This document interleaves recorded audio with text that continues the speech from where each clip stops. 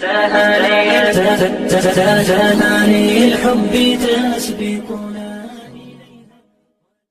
د دې نظم سرلیک دی سخت نازولي سخت خواریږي. په یو ښار کې یو کور ډېر غریبان و، یو سړی و، یوه ښځه سره ګران و چې هر څومره یې ژوندون ورسره کړي خو دوی ته خدای اولاد نه و ورکړي. ګرځېدله به همیش پر طبیبانو، پر تکړه و ډاکټرانو، عالمانو و خالق ته به یې تل زارۍ کولې. دا رقم یې د ژوند شپې سبا کولې چې قبوله یې د خدای پر در دعا سوه. امر وشو د خالق لور یې پیدا سوه چې هر څوک په دې نجلۍ باندې خبرېږي، د تحفو سره هغه کور ته ستنېږي. مور او پلار یې هم بې حده به خوشحال دي. شکرخوانه هر ګړی د ذوالجلال دي. دوی په خپله هم دا لور ښه نازوله، هر قریب به هم نازونه ورکوله و په ټوله کورنۍ کې نازولې. رنګ په رنګ به یې جامې وررغولې چې د پلار پر کور یې ختمه دبدبه سوه. نصیب راوسته د بل کور میلمنه سوه چې د پلار پر کور کلونه باندې تېر سوه. نوی ژوند یې کوي شروع، هغه یې هېر سوه. په دې کور کې ژوند ورځ په ورځ سختېږي چې کله رواجو باندې خبرېږي. که یې خواښ که خسر دی که لیور دی، هغه هر یوې له خدایه ناخبر دی. خپل یور به دا په هر څه خبروله. دغې یور یې 3 زامن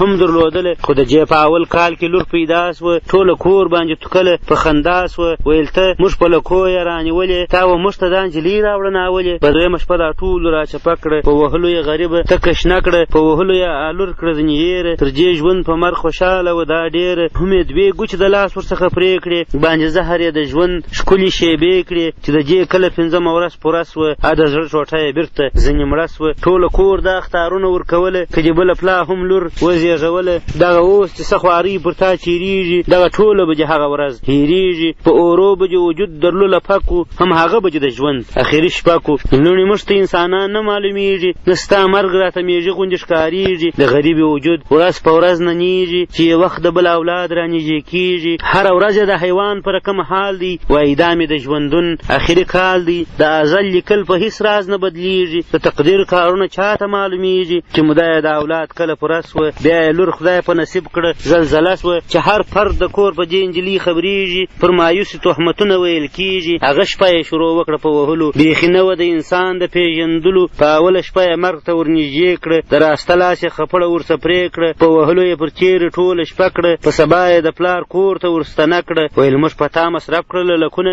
تا راوړي دي د لوڼو درزنونه. په دې کور کې د اخره شپه هم دا ده، ته چې لوڼې زېږوې دا دې سزا ده. جهالت تر جهالته نن و داسې چې انسان له پېژندلو څخه باسي. لا تر اوسه هم دا رنګه ظلم کېږي. پر دې حال باندې زنانه وهل کېږي، عاجزه که د بې وسه او بې زوره. خو حساب کتاب مخ ته لر وروره. انسان نه دی چې بد وړي له انسانانو، نه حساب دی له ټولۍ د مؤمنانو.